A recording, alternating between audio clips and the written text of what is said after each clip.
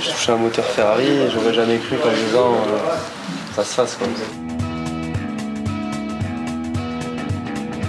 Alors la nature de ce projet, de partir d'une voiture de série, une Mazda MX, pour en faire une voiture efficace sur circuit. Et on va y adapter un moteur Maserati Ferrari V6 pour avoir plus de couple et de puissance. Du coup, du fait de l'augmentation de puissance, on est obligé d'adapter le châssis.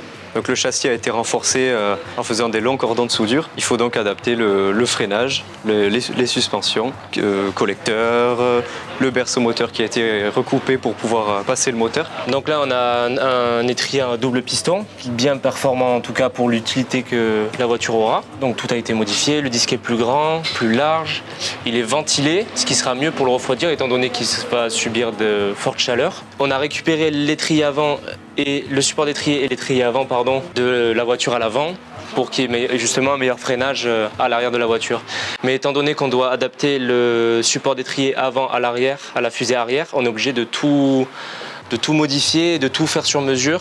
C'est d'ailleurs pour ça que là avant on a fait les tracés, où viendra du coup se placer une vis qui permettra de fixer le support d'étrier sur la fusée. Donc on a un V8 Maserati qui, comme vous le voyez, il rentre limite dans l'emplacement où on met le moteur. De ce fait, le collecteur qu'on a ici, donc ça c'est un collecteur d'échappement. C'est là où les gaz d'échappement s'échappent. Normalement il vient ici.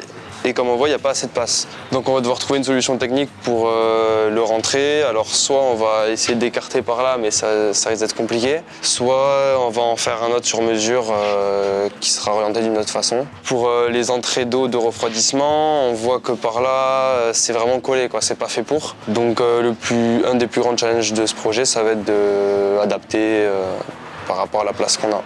C'est kiffant ou pas de bosser sur un projet comme ça? Incroyable. Ça fait développer d'autres sens, comme tout ce qui est adaptation, montage à blanc.